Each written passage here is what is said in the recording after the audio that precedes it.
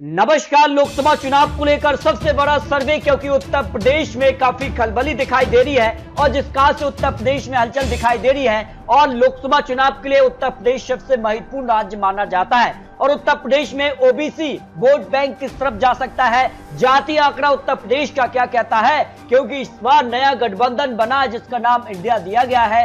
तो इस बार NDA basis India, तो कौन जीतेगा लोकसभा चुनाव, लेकिन इसके लिए निर्णायक उत्तर प्रदेश माना जाता है और उत्तर प्रदेश को लेकर 80 सीटों का जो ओपिनियन पोल है वो काफी चौंकाने वाला सामने आ रहा है, क्योंकि उत्तर प्रदेश में 80 सीटों पर अपने अपने जीत के दावे सामने आ रहे हैं, लेकिन किसके जीत के दावे में कितना दम है इसको लेकर संपूर्ण आंकड़े उत्तर प्रदेश की 80 सीटों पर सामने आ चुके हैं। देखिए, उत्तर प्रदेश क्यों निर्णायक माना जाता है, हार और जीत के बीच की एक कड़ी माना जाता है।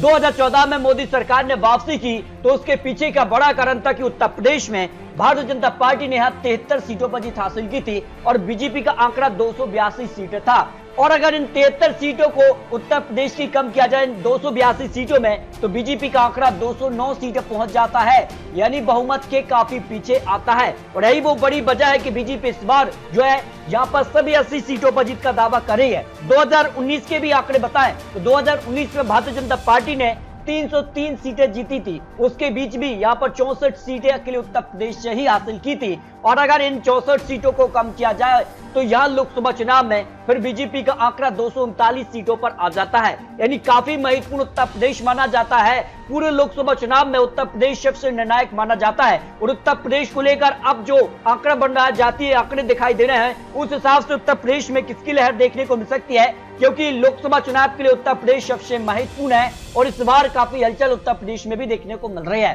तो उत्तर प्रदेश को लेकर जातीय आंकड़ा क्या कहता है, उत्तर प्रदेश में काफी दल यहाँ पर जो है बड़े उलटफेर हुए हैं, उस बार क्या आंकड़ा बन सकता है उत्तर प्रदेश के लिए। जातीय समीकरण की बात की जाए तो सबसे ज्यादा ओबीसी वोट बैंक आता है और जो करीब 42 से 43% है, मुस्लिम वोट बैंक करीब 19% और दलित यहाँ 21%, यहाँ पर सवर्ण 17 से 19% आते हैं। लेकिन इस तरह के जो वोट बैंक है वो किस तरफ जाते हैं, इसके भी कुछ महत्वपूर्ण आंकड़े सामने आ चुके हैं। तो उत्तर प्रदेश को लेकर इस बार हिंदू वोट बैंक किस तरफ जा सकता है, क्योंकि सबसे ज्यादा हिंदू वोट बैंक आता है और इस बार जिस कार के बड़े बड़े ऐलान और बड़े बड़े दिग्गज नेता या चुनावी मैदान में उतर हैं, समाजवादी पार्टी ने भी ओबीसी सम्मेलन किए हैं, तो ऐसे में उत्तर प्रदेश में दिग्गज नेताओं की एंट्री हो चुकी है। प्रधानमंत्री मोदी जी हो, अमित शाह जी हो, जेपी नड्डा जी हो और लगातार यहाँ योगी आदित्यनाथ जी यहाँ पर चुनावी जनसभाएं कर रहे हैं। अखिलेश यादव भी बड़ी बड़ी जनसभाएं कर रहे हैं। आपको बता दें कि उत्तर प्रदेश में एक सीट पर उपचुनाव भी होना है, घोसी विधानसभा सीट पर, तो वो भी निर्णायक हो जाती है। तो इस बार बीजेपी का संकल्प 80 सीटें हैं, तो सभी 80 सीटों पर जीत पाएंगे।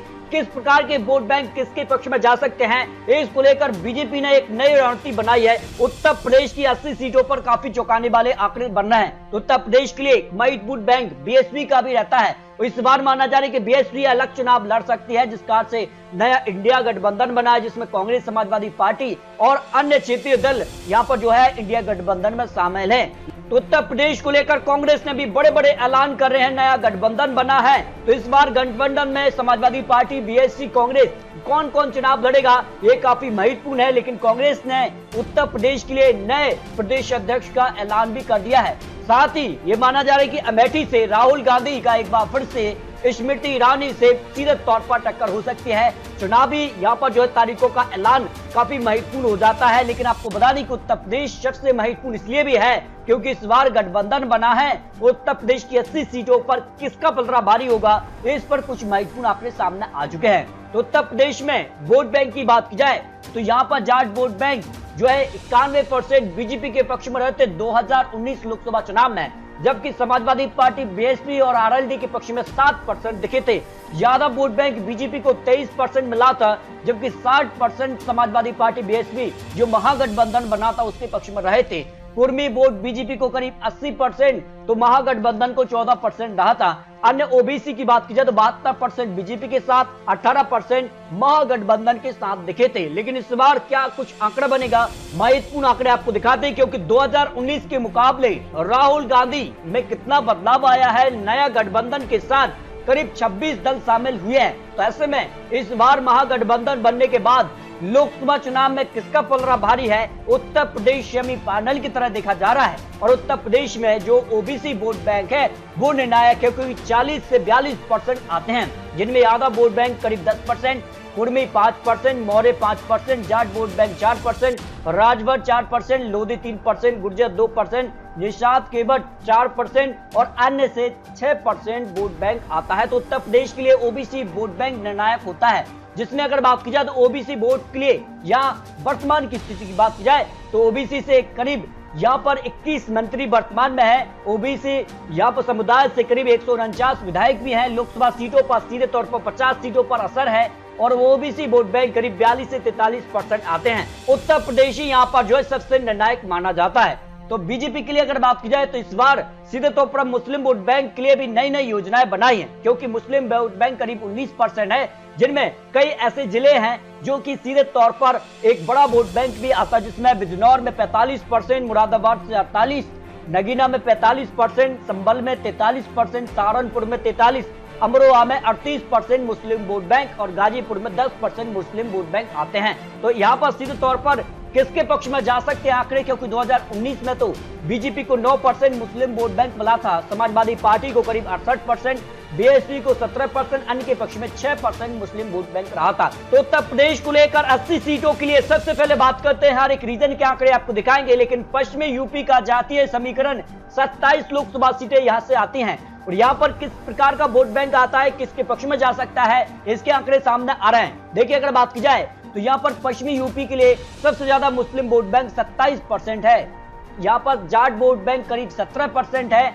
और दलित वोट बैंक 25%, राजपूत 8% और यहाँ पर ओबीसी 16% और इनमें अन्य यहाँ पर समुदाय के वोट बैंक भी आते हैं। इस हिसाब से अगर बात की जाए तो किसका पलड़ा यहाँ पर भारी हो सकता है, पश्चिमी यूपी की 27 लोकसभा सीटों के लिए जो ओपिनियन पोल है, क्योंकि काफी बड़े जिले आते हैं और यहाँ पर अगर बात की जाए तो इन सीटों के लिए यहाँ पर जो है रीजन वाइज आंकड़े, इसमें मर्डराइज के आंकड़ों के साथ उत्तर प्रदेश को लेकर पश्चिमी यूपी की 27 लोकसभा सीटों का जो ओपिनियन पोल, इसमें बीजेपी 18 से 23 सीट, समाजवादी पार्टी 2 से 5 सीट, बीएसपी को 0 से 1 सीट, कांग्रेस 0 सीट, अन्य के पक्ष में भी 0 सीट की संभावना हो सकती है। यानी पश्चिमी रीजन में 27 लोकसभा सीटों पर यहां बीजेपी को बढ़त मिल रही है, लेकिन कहीं न कहीं यहां पर समाजवादी पार्टी और बीएसपी यहां पर जो है महागठबंधन बन रहा है। तो इस बार क्या कुछ आंकड़ा बन सकता है।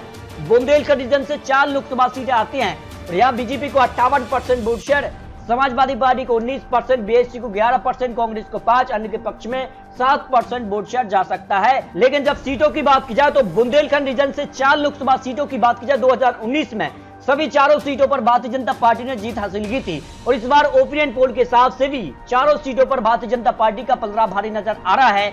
लेकिन समाजवादी पार्टी बीएसपी एक सीट पर यहां पर कड़ी टक्कर देती नजर आ रही है। जबकि अगर बात की जाए अवध रीजन से 23 लोकसभा सीटें आती हैं, जो उत्तर प्रदेश को लेकर मर्डराइज का ओपिनियन पोल है, उस हिसाब से बीजेपी को 63% वोट शेयर, समाजवादी पार्टी को 18%, बीएसपी को 10%, कांग्रेस को 7% और अन्य के पक्ष में 2% वोट शेयर जा सकता है।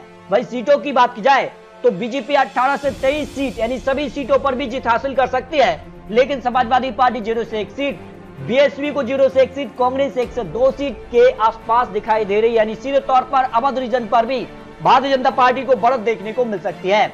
वही पूर्वांचल रीजन से 26 लोकसभा सीटें आती हैं और यहाँ का क्या गणित बन रहा है, यहाँ बीजेपी को 64% वोट शेयर, समाजवादी पार्टी को यहाँ 15%, बीएसपी को 16%, कांग्रेस को 3%, अन्य के पक्ष में 2% वोट शेयर जा सकता है। अगर सीटों की बात की जाए तो पूर्वांचल रीजन से बीजेपी को 18 से 23 सीटें मिल सकती हैं, समाजवादी पार्टी को 1 से 3 सीट, बीएसपी को 0 से 1 सीट, कांग्रेस 0 सीट, अन्य के पक्ष में 0 सीट की संभावना हो सकती है। इस तरह से अगर बात की जाए लोकसभा चुनाव में काफी कड़ी टक्कर है, लेकिन बीजेपी का पलड़ा पूर्वांचल में भी भारी नजर आ रहा है। अब बात करते हैं उत्तर प्रदेश को लेकर जो 80 सीटों का फाइनल आंकड़ा है, उस हिसाब से बीजेपी को 63% वोट शेयर उत्तर प्रदेश से मिल सकता है, जो मर्डराइज का ओपिनियन पोल है। समाजवादी पार्टी को 19%, बीएसपी को 11%, कांग्रेस को 4% और अन्य के पक्ष में 3% वोट शेयर जा सकता है। उस हिसाब से सीटों की बात की जाए तो फिर देखिए आंकड़ा यहाँ पर 67 से 73 सीटें भारतीय जनता पार्टी के पक्ष में जा सकती हैं, जो एबीपी न्यूज और मर्डराइज का ओपिनियन पोल है। समाजवादी पार्टी को 3 से 6 सीट, बीएसपी को 0 से 4 सीट, कांग्रेस को 1 से 2 सीट और अन्य के पक्ष में 0 सीट जा रही है।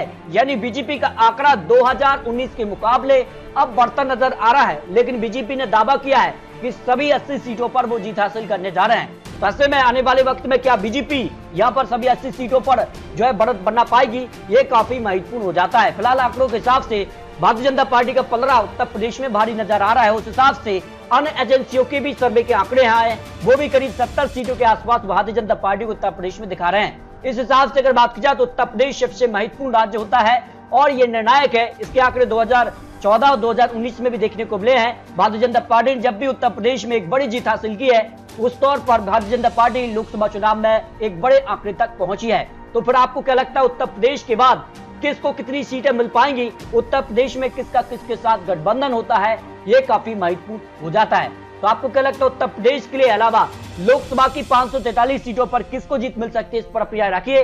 आपको बता दिए चुनावी आंकड़े चुनावी अनुमान है और आने वाले वक्त में बड़े बड़े ऐलान, बड़ी बड़ी योजनाएं आएंगी और टिकट बंटवारे के बाद ये आंकड़े बदल भी सकते हैं। तो आपको क्या लगता है अपनी राय रखिए।